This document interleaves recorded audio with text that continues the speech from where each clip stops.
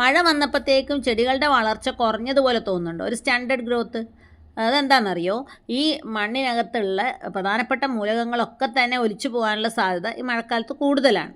അപ്പോൾ നമ്മൾ വളർച്ച റീറ്റെയിൻ ചെയ്യാൻ വേണ്ടിയിട്ട് ഈ സമയത്ത് കൊടുക്കേണ്ട ഏറ്റവും പ്രധാനപ്പെട്ട വളം എന്ന് പറയുന്നത് നൈട്രജനാണ്. അത് നൈട്രജൻ അടങ്ങിയിട്ടുള്ള ഏറ്റവും വില കുറഞ്ഞ അല്ലെങ്കിൽ ഏറ്റവും കൂടുതൽ നൈട്രജൻ അടങ്ങിയിട്ടുള്ള വളം എന്ന് പറയുന്നത് യൂറിയയാണ്. നല്ല വെളുത്ത ഉരുണ്ടിരിക്കുന്ന സാധനം. ഇത് എല്ലാ രാസവളം വെക്കുന്ന കടകളിലും വാങ്ങിക്കാൻ കിട്ടും. ഇതിൻ്റെ ഏറ്റവും വലിയ പ്രത്യേകത എന്ന് പറഞ്ഞു കഴിഞ്ഞാൽ ഇതിൽ 46% നൈട്രജൻ കണ്ടൻ്റ് ഉള്ളത്. മറ്റേത് രാസവളങ്ങളെക്കാളും അപേക്ഷിച്ചിട്ട് കൂടുതൽ നൈട്രജൻ അടങ്ങിയിട്ടുണ്ട് എന്നുള്ളതാണ് യൂറിയയുടെ ഒരു പ്രധാന പ്രത്യേകത. അതുപോലെ തന്നെ സോലുബിൾ ഫോമിലുള്ള നൈട്രജനും യൂറിയയിലാണ് കൂടുതലുള്ളത്.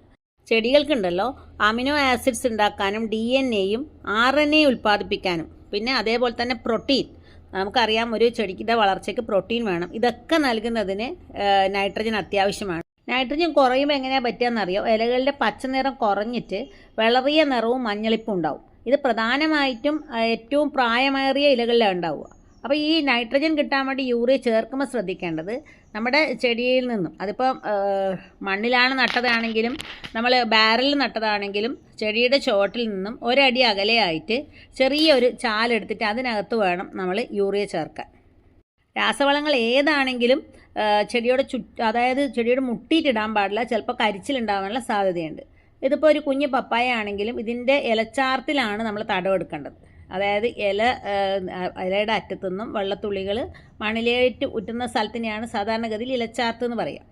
അവിടെ നമുക്ക് മണ്ണ് നീക്കിയതിന് ശേഷം ഒരര അടി താഴ്ചയിൽ മണ്ണ് നീക്കിയതിന് ശേഷം യൂറിയ ചേർത്ത് കൊടുക്കാം.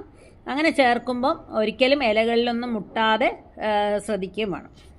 യൂറിയ മാത്രമല്ല കേട്ടോ, അമോണിയം ഫോസ്ഫേറ്റ്, ഫാക്ടം ഫോസ്, ഡൈ അമോണിയം ഫോസ്ഫേറ്റ്, ഇതൊക്കെ തന്നെ നൈട്രജൻ അടങ്ങിയിട്ടുള്ള രാസവളങ്ങളാണ്. എല്ലാ രാസവള കടകളിലും ഇത് വാങ്ങിക്കാനും കിട്ടും.